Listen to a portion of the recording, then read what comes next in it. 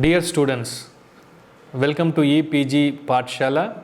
I am VN Prabhakar, visiting faculty in the Archaeological Sciences Center of Indian Institute of Technology, Gandhinagar.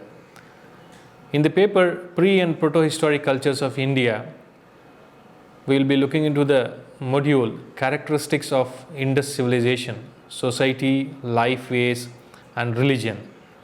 These are important aspects in the Indus Valley civilization, and at the end of this module you will be able to understand some of the major hindrances or the understanding the major characteristics of the social and religious institutions of the Indus civilization, and also to understand the society, the life ways and religion of the Indus civilization. So it is very difficult kind of understanding for proper evaluation of the society as such of the Indus Valley civilization because of the lack of tangible evidence. We have lack of tangible evidence due to the non-availability of scripts, non-availability of deciphered language. Because of the undeciphered characteristics of the Indus script, we don't know what it is written. We don't know what kind of information we can gather. We can rather point out to the character structure of the Indus script but not fully understand it. But scholars generally agree, but the Indus civilization, the society was a stratified society with certain hierarchical institutions because of the certain habitational characteristics we find in the settlement pattern. Some other scholars, they also think that the Indus society was a caste-based system, but again it has to be substantiated by very good evidences. One of the archaeologists, Stuart Pigott, he argued for a theocratic society with the chief priest as the ruler. This could be based on the finding of the so-called priest king and other kind of personalities depicted in stone sculptures that led to this kind of argument. Again, this lacks enough support in the form of material evidence. But looking into the settlement pattern, we have a distinct hierarchy in the settlement pattern, in the arrangement and the overall structure of habitations in the Indus cities. If we look into the most of the Indus cities, it is consisting of twin mound habitation, one higher mound and one a lower mound. It is often interpreted due to the class structured society. It is also a general consensus among several scholars that the citadel, it could have housed the elite population or the ruling class or a kind of nobleman kind of population, and the lower town, it could be the abode of common inhabitants like workers, like different craftsmen and other classes of the society. Looking into the differential mounds of habitation, one of the examples we find is from Kalibanga. Here the excavator, Professor B.B. Lal, he identified three mounds instead of two mounds. One is a high mound known as the citadel, one is the lower mound, it's known as the lower town, and that is the largest mound, and another smaller area which Professor B.B. Lal thinks it could be the area where the common people could have lived. So this kind of identification, these kind of interpretations are being made based on the arrangement of the different habitations. If we come to a site known as Dholavira, it has four prominent settlements, each one of is fortified. Among the four prominent settlements we find within the overall walled area named as Castle, Bailey, Middle Town and Lower Town. Three are very well fortified and Lower Town comes within the overall fortification. So based on this overall architecture, overall arrangement of this settlement, the excavator also feels that the citadel could have been occupied by the rulers or the elites, followed by the bailey occupied by the noblemen assisting the ruling community, and the Middle Town, it could have housed the agriculturists, merchants, craftsmen and traders, and the lower town could have been the habitation for manual workers and laborers. But these things could be substantiated by a horizontal excavation, looking into various aspects of the household objects and all kind of evidences coming from within to interpret in a better manner. Another site which has also yielded a large number of walled settlements is Harappa. Harappa, we have at least 4 prominent mounds.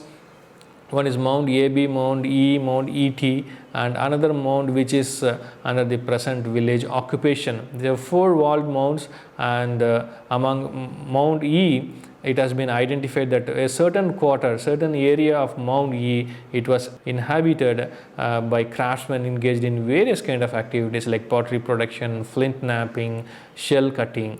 And there is also evidence that the pottery kilns located in this area, I mean, it was under continuous occupation for nearly 800 years. So it clearly indicates a certain class of people, the potters, they were occupying the same locality for over 800 years. So this is a clear indication of the hierarchy and identification of different areas for different craft activities.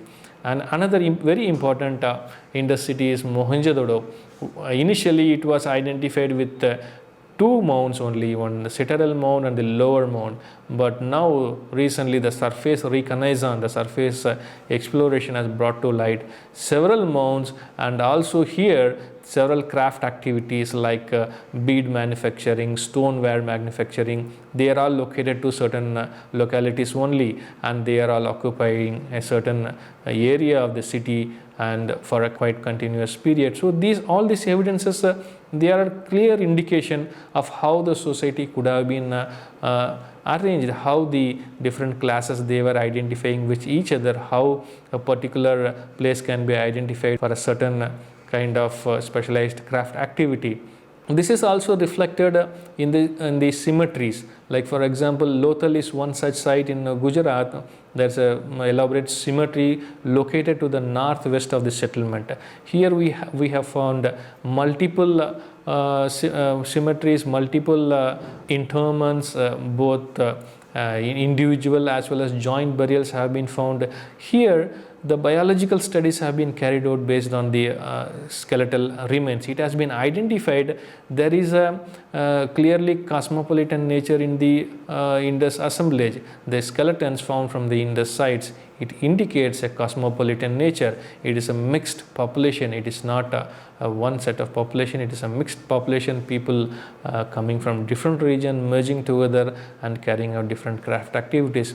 Another interpretation from the Lothal findings is that they have a close biological relationship between the hunter-gatherers of the Langnaj region. This has been kind of identified through biological interpretations. So it could have been both ways. The hunter-gatherers and the Indus people, they have coexisted as typically identified in the Gujarat region. There could have been a harmonious coexistence, and the Harappans, they were getting more raw materials, maybe based on the tribal knowledge, based on the local population, and it is also a kind of a give and take relationship. And the various kind of symmetries excavated from across the Indus territory, like for example the symmetry R37, which is a Harappan, classical Harappan symmetry from Harappa. It also has multiple burials. We have excellent evidences of how even a bead manufacturer, he was interred with unfinished beads coming from the craft locality. So all these kind of things clearly establish the existence of different craftsmen living in the society. And similarly, we have a clear-cut continuity within the R37 and the Symmetry H culture. Symmetry H is another symmetry area in Harappa. It belonged to the post-urban or the late Harappan phase of the Indus civilization. We have a clear continuity between the burial forms, the kind of furniture. Even though the pot burials, they appear in prominence in the late phase of the Symmetry H phase. Looking into the life ways, I mean, if we as a society, there are various life ways. One has to carry a certain kind of profession to support his existence. So we'll find evidence of various kind of life forms in the industrialization, as the population, they are living in villages, towns and cities, and also campsites. So it could have been a society consisting of a variety of professions ranging from merchants, nomads, fishermen, hunters, farmers, rulers, state officials like administrators, attendants, traders communicating with different region, maybe they are contributing more to the cosmopolitan nature of the society, shopkeepers, workshop owners, gatekeepers regulating entry and exit from within the city, tax collector, it could have been another profession, sweepers, sweepers and cleaning the drains and other areas of the society. There could be garbage collectors, because the bigger drains of the Indus cities, they tend to accumulate lot of dirt and a lot of garbage that should have been cleaned periodically to have a continuous flow. There could have been artisans, there could have been ritual specialists and other professionals. There could be a large number of professionals, and that could be understand from the kind of material culture we get from the Harappan cities. Like the excavations at Harappa, it indicates many specialists were living, they could have worked together in close association with each other, and also in the different neighborhoods of the particular part of the city. So one of the very important evidence which we find in the Indus cities are hoards of jewelry. These hoards of jewelry is a clear indication of the presence of merchants, because unless and until you have a big hoard collection or merchants, they can only support this kind of hoards that could have been procured from the manufacturing centers and kept for other distribution areas. It could have been an intermediary location, and due to chance it was discarded, and later the archaeologists find this kind of hoards. One such hoard is the Aladino hoard, which has a complete waistbands, one of the 3 waistbands found in the entire Indus civilization, made of long barrel cylindrical beads along with other silver and gold jewelry.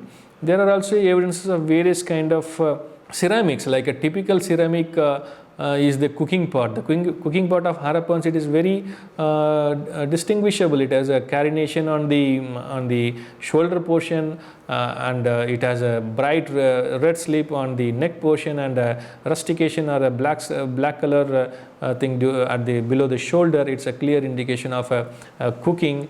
And this kind of ceramic, along with other ceramics, along with other ceramic discards, slags, unfired pottery, then vitrified pottery, they are all clear indications of presence of potters as a community, potters as a profession, along with the kilns, large number of kilns. Like as I told you earlier, the site of Harappa, it has yielded a continuous evolution of kilns located in a particular portion of the Mount E, nearly 800 years of existence at a particular place, and many levels of kilns have been excavated one above the another. It is a clear indication of the evolution of the ceramic industry there.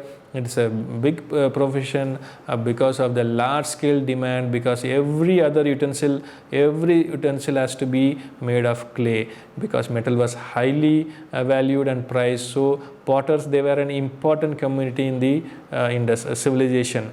Other craftsmen, other professions like a faience maker. Faience maker is also a very important specialized craft activity because of its high value, because they were duplicating stones. They are duplicating the highly priced semi-precious stones into faience. Faience can be manufactured into any kind of color. One can induce a coloring agent and produce various colors. It could be blue, bluish, green, brown, red, and duplicating the precious stones. So faience manufacturers, they formed an important section of the society. Similarly, the shell manufacturer, shell bead manufacturer, or the shell bangle manufacturer, they were also an important profession, because we find thousands and thousands of shells. We find complete shells, we find cut shells, cut at a certain angle to remove the bangles, complete bangles, initially to expose the columella, and then the columella, it was used to manufacture various kind of inlays, beads, weights,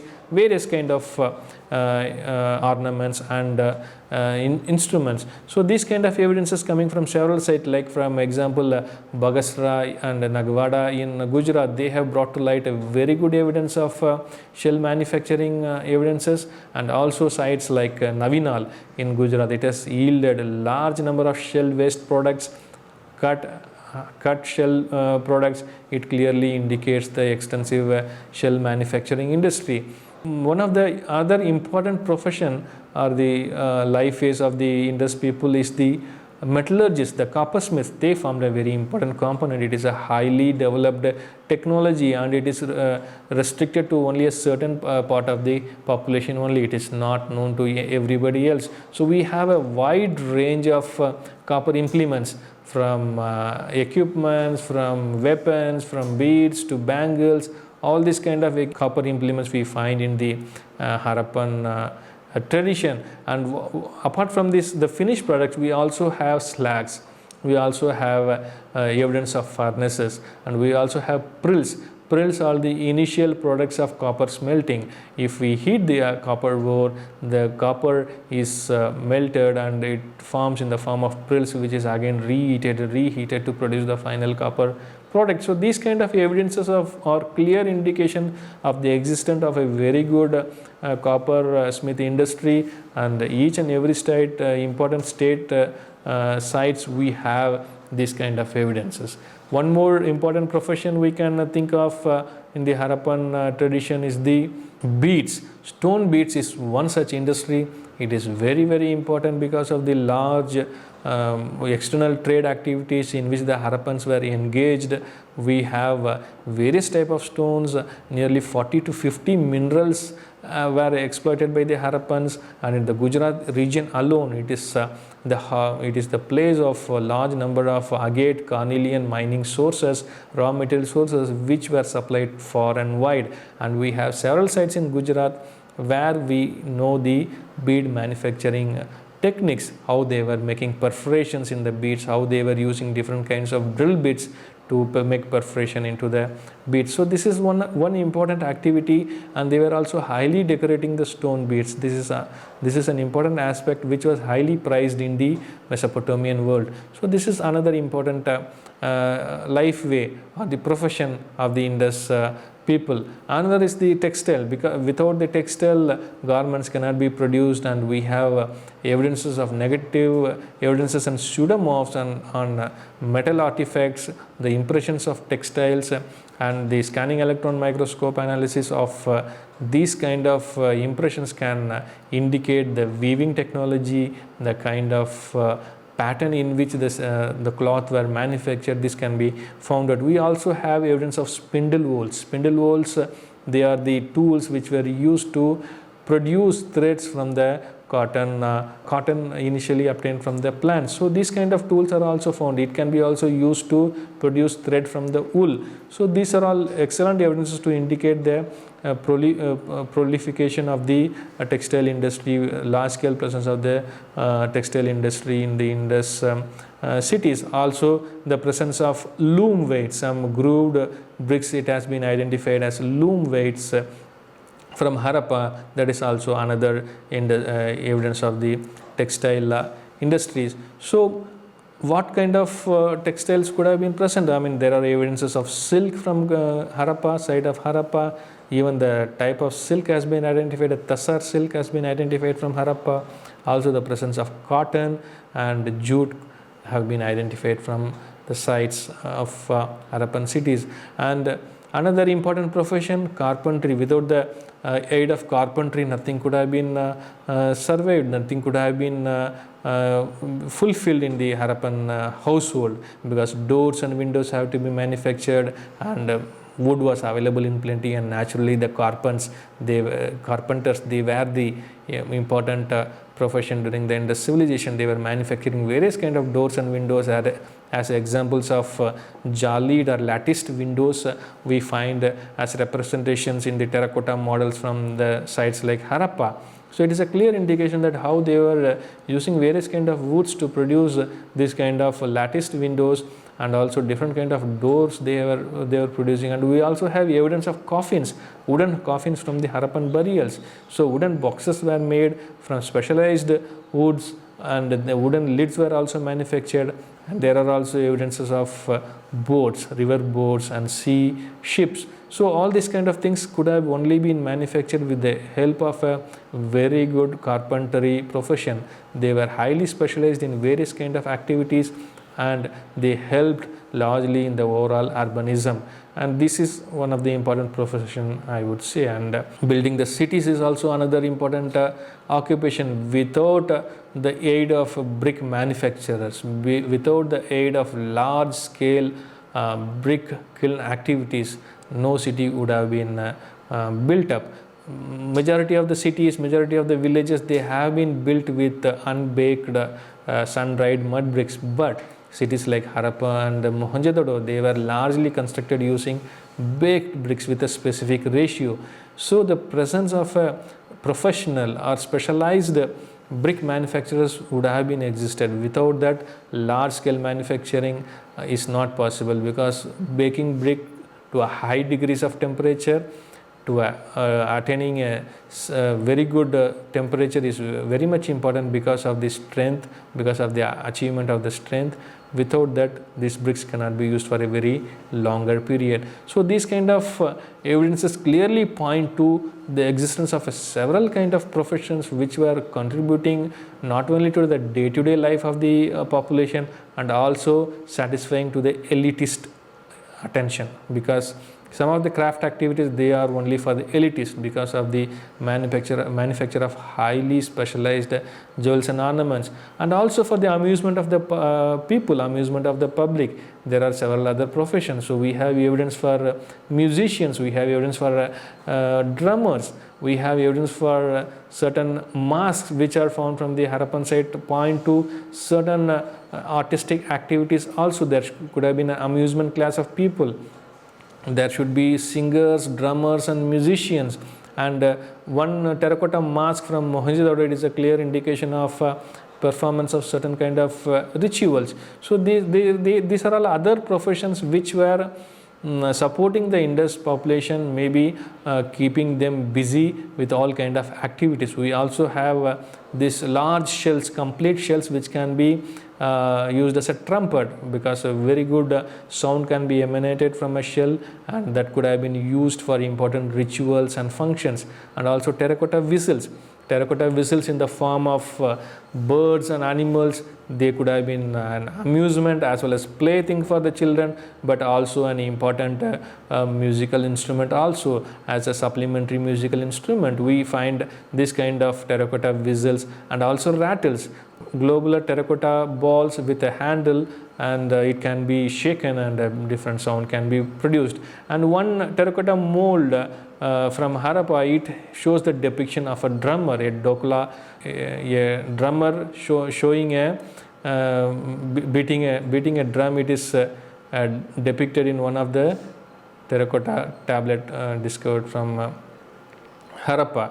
So these are all different activities that can be found out. And we have large scale depiction of animal figurines. Some of the animal figurines, like a dog, they have a collar around them, and they could have been highly specialized. They could have been used by the masters. They could have been used for hunting, as assisting them for hunting many wild animals.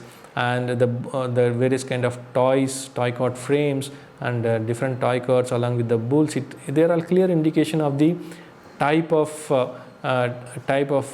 some sort of amusement, some sort of race existed during the in the civilization. This type of carriageways, they could have also been used for race activities for the amusement of the public, like bullock cart race.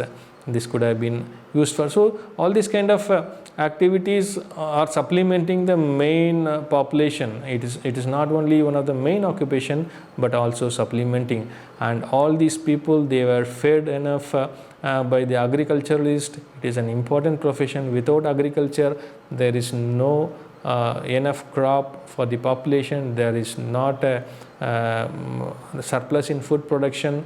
So the agriculture profession, it is an important, most important aspect of the Indus civilization. And how do we know about agriculturalists? I mean, we know pre-Harappan or early Harappan level from Kalibanga, where we have a plowed field. The excavation of a plowed field from Kalibanga, it is a clear indication of how the different crop patterns were adopted. It was an evidence of a double crop pattern. Along with that, we have a terracotta plough evidence from Banavali, and also terracotta yokes from Nausharo. So these are important evidences pointing towards the agriculturalist profession existing during the Harappan civilization. And along with that, we have a wide variety of animal bones, both domesticated and wild ones. The wild ones, they are the ones which were hunted, and for that only the dogs could have been trained to hunt certain wild animals. They are which are very slow in nature, that can be easily attacked by the dogs. But the large number of animal bones of the domesticated variety, it was also an important aspect, because highly specialized people, pastoralists, they were specialized in using the cattle for extracting milk products and also for meat processing. So this is another food supplementary. Apart from the agriculturalist profession, the animal husbandry was another important profession which supported the Harappan population to a certain extent, because of the continuous supply of food throughout the year. And also we have evidence of various tools, various weaponry which could have been used for hunting, like arrowhead, spearheads. It could have been used for hunting, it could have been used for hunting and killing the wild animals. But also there are several other evidences, like fish bones from several sites, and also fish hooks of copper. It is another evidence which clearly indicate the wide exploitation of the riverine sources. The rivers, they were excellent sources for food in the form of fish and other products, so they could have been hunted. The fish bones obtained from various sites, they are all clear indication of the exploitation of the fish. And also the depiction of fish on the pottery, it is also an indication of the knowledge which the Harappans had. And also another evidence which we find for exploitation of the fish is the presence of otoliths. Otoliths, they are the inner part of the ear, because the inner part of the ear is composed of three bones which is preserved well in the archaeological context, and a large number of otoliths, they are found from sites. For example, from Navinal we have found a large number of fish otoliths, which is a clear indication of the exploitation of the fish obtained from the nearby sources. Either it could be marine or from a riverine sources. So coming to a different aspect, I mean, the people, they were living in a society, their different life forms, and how they could have been bound together, how the ideology, how the different life forms could have been supporting for a overall ideology. Religion could be one aspect which could have bound together the entire population. It is also an important aspect which has to be studied in relation of the evidences which we obtain from the Indus sites, from the excavation of various sites, from which we can identify certain indirect evidence. We don't have the, again, a written source mentioning any religion, any form of worship, but from the indirect evidences we can build up a story. We can try to identify certain forms of rituals, certain forms of worship. So some of the earliest identification, like Sir John Marshall, he was the Director General of Archaeological Survey of India. When he identified the Indus civilization, when he looked into the evidences like a seal in which a seated deity is shown, he identified it to be a proto-Shiva, and he identified several phallic objects from Mohenjo-daro, and he identified it with Hinduism, and he identified that the Hinduism had its roots in the Indus civilization. But there are several other objects also, like terracotta female figurines, which are generally identified as mother goddess figurines, then phallus, vulvas, horned deities, trees, bathing platforms, fire altars. They all have been identified and interpreted by various scholars having to be represented for some sort of a religion. So we will be looking into them one by one. Among the most prominent examples of this religion, or the identification of the religion, is the terracotta figurines. The female terracotta figurines, they are very few in number when compared to other animal figurines, and they are also restricted to the Punjab and Sindh area only, and they are highly decorated. Some are decorated with elaborate headdress, with fan-like feature. They have elaborate jewelry. So they have been generally identified with the mother goddess. Mother goddess is a fertility cult in which we worship the perpetuity of the life, the cyclic nature of the life. After every monsoon there is a production of crops, and after every event there is again a regeneration of an activity. So that's how the cyclic process continue on and on. So this has been identified with the mother goddess, and the progeny, the female feature, which is the basic life form which helps in regeneration of the humankind, that is also identified with the regeneration of life in various forms. So that's how the elaborate female figurines of Harappa, Mohenjo-daro, they have been identified as some sort of cult, and it is one of the interpretations only. And also several seated male sculptures from Mohenjo-daro or Harappa, so they have also been identified as representing some sort of a deity or some sort of a priest who are ruling the city-states of the Indus civilization. So for example, the seated male sculpture from Mohenjo-daro, it has a typical feature, and it is also closely resembling the priest king, so-called priest king. Priest king, the lower portion is missing. Here the head is missing. So otherwise, the more or less the depiction is same. Some sandstone head sculptures from Mohenjo-daro, they have a very elaborate braided hair decoration with a fillet held together by a fillet. So these are all indicating of some sort of a deity in the Indus civilization or the society. So we have also terracotta male figurines, but they are very much different from the female figurines. When the female figurines are shown with a very elaborate jewelry and a short tunic, but the male figurines, they are always shown in a nudist form. But some of the male figurines, they also have jewelry accompanied with them, but they may or may not represent any deity because of the lack of evidences we have. So one of the most prominent identification, or one of the most important identification in terms of a religion, is the so-called priest king. The priest king sculpture from Mohenjo-daro, it is widely interpreted by several scholars as representing a priest who was also the ruler, because of the uniqueness of its depiction, the kind of elaborate dress material with the trefoil pattern shown in high relief, shaven upper lip,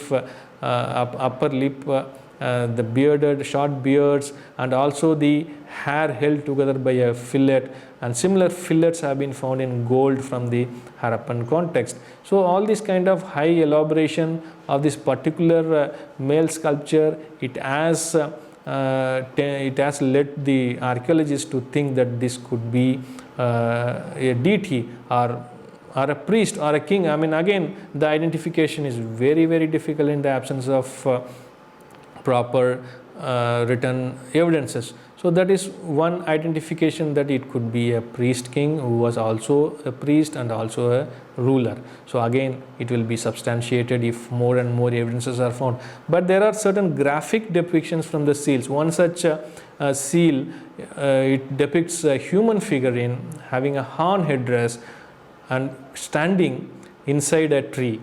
The leaves emanating from the tree, they are all clearly peepal leaf. And a human figurine is shown praying in front of the deity. So this is a clear indication. A human is praying with raised hands in front of a standing deity with a horned headgear. So we can identify the deity is represented with horned headgear. Maybe that is one kind of identification. So this nailed figure in front of this deity, he is also sacrificing a goat. So all these kind of evidences leads to think that a particular type of worship could have been existed during the Indus civilization, and the horned headgear, it could be the insignia of a deity.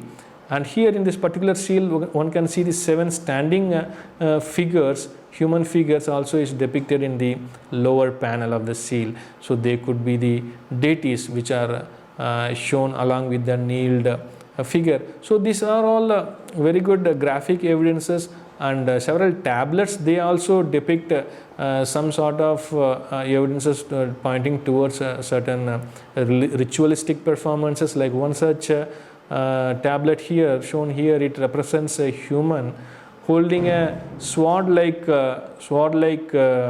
weapon known as a scimitar, and a seated figure is shown in front of him with a disheveled hair. And this shows some kind of a subjugation, some kind of a superiority. And other side, that's shown is a female in an upside position, and a plant is emanating from the vulva. So these kind of things are again indicating certain kind of rituals, certain kind of continuity in the reproductions, and all these point to certain religioustic practices. So another tablet from Dholavira, it depicts conflict between superhumans or a deity and the humans, because one kneeled human figure in it is shown lifting 2 humans. So all these kind of superhuman activities, they depict some kind of a religious significance.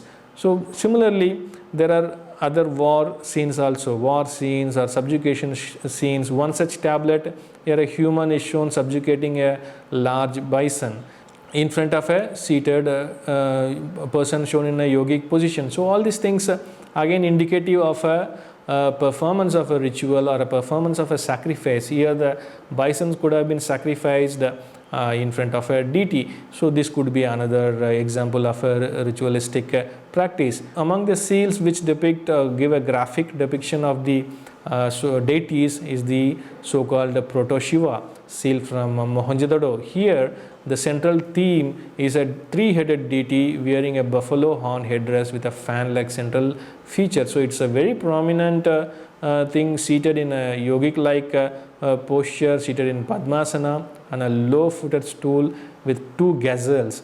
One of the gazelle is broken below the pedestal. And some scholars interpret even the face, it is depicted with 3 phases, like the frontal and 2 side positions. So 3 phases are depicted of this deity. So this is also a ithyphallic figure which is represented with bangles, wristlets, and a series of graduated necklaces. Because ithyphallic means a phallic is shown clearly depicted in the deity. So representation of buffalo, rhinoceros, tigers, and antelope and elephant, they are all shown on the sides of this deity. So this is also known as the Pashupata, and sometimes identified with the Shiva in the earliest form. So this is another identification by a group of scholars pointing towards a certain kind of religion existing in the civilization.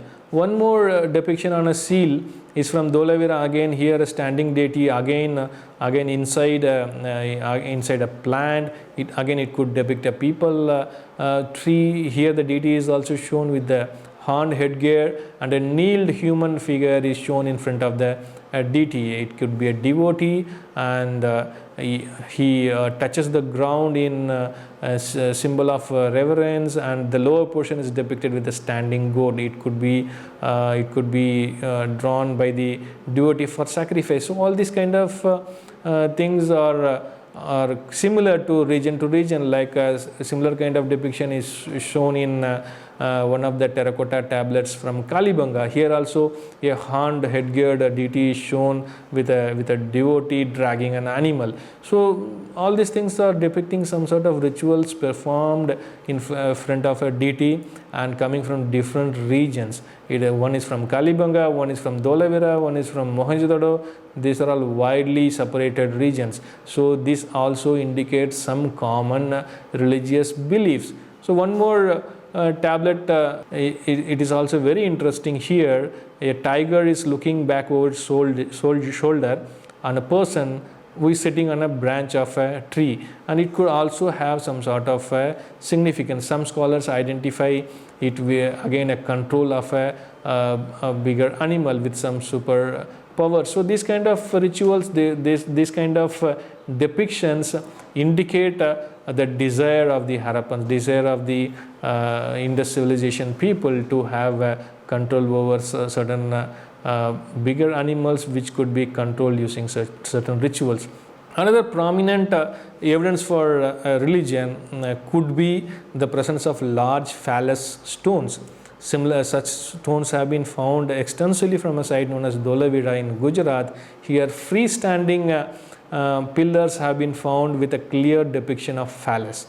So it is a clear indication of some sort of a religious belief existed in this form of a part of the Indus civilization. Other things which are very similar to the phallus are the omphalos, or the navel stones, which are found from several sites, and some are from Harappa. These are plain column stones with a flat bottom and a curved top, similar to the phallus but without any details. So this could be another form of the phallus worship. So several sort of worships where religious motives were shown, and worship forms can be identified from the representations. One more thing is the horn deity motifs, which is closely related with the depictions, other depictions from the seals, is the similar ones on the pottery. So we have several horn deity motifs depicted on pottery, examples from several sites ranging from Ramanderi to Kodiji to Padri, again from different regions. Even in regions in Rajasthan we find this kind of depictions on pottery. Even from a Kodijian vessel in other places we have found this kind of depictions. So this is another common motif, common religious motif, which was widely accepted in faraway regions, different regions, and could be representing one sort of a religious belief. The seals and sealings, they have a wide variety of animals depicting on them, the prominent being the unicorn. It could be a mythical animal. It is not a bull, definitely not a bull, but it is a mythical animal. And again, that could be representing a faith, representing some sort of a religious belief. Similarly, depiction of elaborate decoration, elaborate depiction of a bull in the Indus seals, it also depicts, it also indicates a certain importance attached to this kind of bulls. Unicorns, they, as I told you, it attains a very important position in the Indus civilization. There are also depictions, multiple forms. Some unicorn is depicted along with buffalo and bull. So there are multiple forms also, and composite animal representation also formed in also in association with people leaf. So all these things, they are all very closely associated. The people leaf or people tree, it is shown in relation to a standing deity with a horned headgear. The people leaf, it is shown with a unicorn. So all these things are indicative of some sort of religious beliefs, religious significance, and certain rituals have been associated, like a sacrifice of a goat, a figure kneeling in front of a deity showing a worship. So these are all some clear indications of religious practices. There are also portrayals of composite animals, like composite animals depicted on seals, also composite animals which are manufactured freehand, that is on terracotta. Some with 3 heads. Multiple heads can be found. I mean, one such is found from Naushara, and other sites also. Even tigers with horns, that is not occurring in nature, but tigers, they are depicted in horns, means again they are associating certain powers of compositiveness, and tiger and a bull, tiger and a buffalo. So some sort of identification of composite strength is given to a mythical animal, and a strength is drawn for the population by praying into the deity. So unicorns and other things are all indicative of this kind of beliefs. Similarly, the trees, they were also worshipped, like the trees are definitely associated with the deities, and the trees, they are also depicted in free forms also, like in several tablets, we find acacia tree, it is depicted on a tablet, on a platform sort of thing. So it indicates they were worship in its individual form also. Similarly, the people tree could have been also worshipped, and the people tree was definitely shown in association with unicorn, association with other deities, both on seals as well as tablets. So there are several other motifs also, several other symbols which could be also of some religious significance, like swastika. It is a very ancient symbol, and it is also associated with several regions, several religions, and it is a very important symbol. Another symbol is the endless knot design. Endless knot design, which is found in Indus civilization, and it has a very long continuity, even found in the megalithic tradition later times, and even some of the medieval mason marks, they have this kind of endless knot design. So there's a long tradition associated with this endless knot design. Again, it can be interpreted as a continuity or reproduction. It is a perpetual cycle of reproduction and death. So that could be one sort of interpretation associated with this endless knot design. Also, people leaf, it could be another independent design, like we are seeing in the faience bangles. They are in the form of a people leaf. One gold bangle from a site in Western UP, it had a people leaf format, and well in Mohenjo-daro it has a people leaf shape. So all these things, they are all clear indications, certain not only the formative scenes, not only clear narrative scenes, but also symbols. They are also very, very important in the Indus religious beliefs.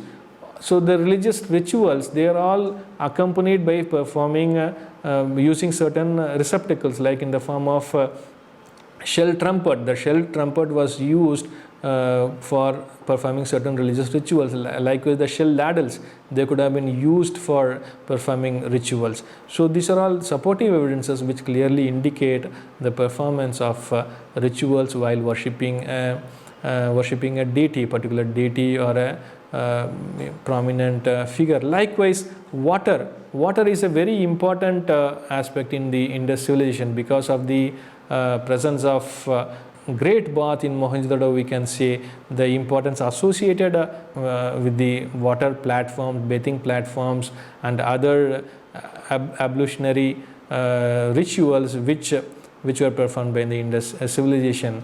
They were also sources of purification. They were also useful in performance of a variety of rituals.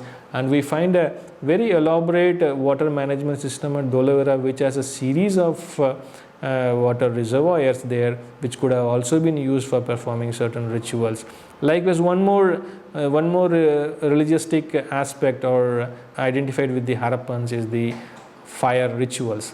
So the presence of pits filled with ash, bone, and other debris from Harappan sites like Lothal, Rangpur, Wagad, Nageshwar, and Kalibangan, it has been identified with the fire altar.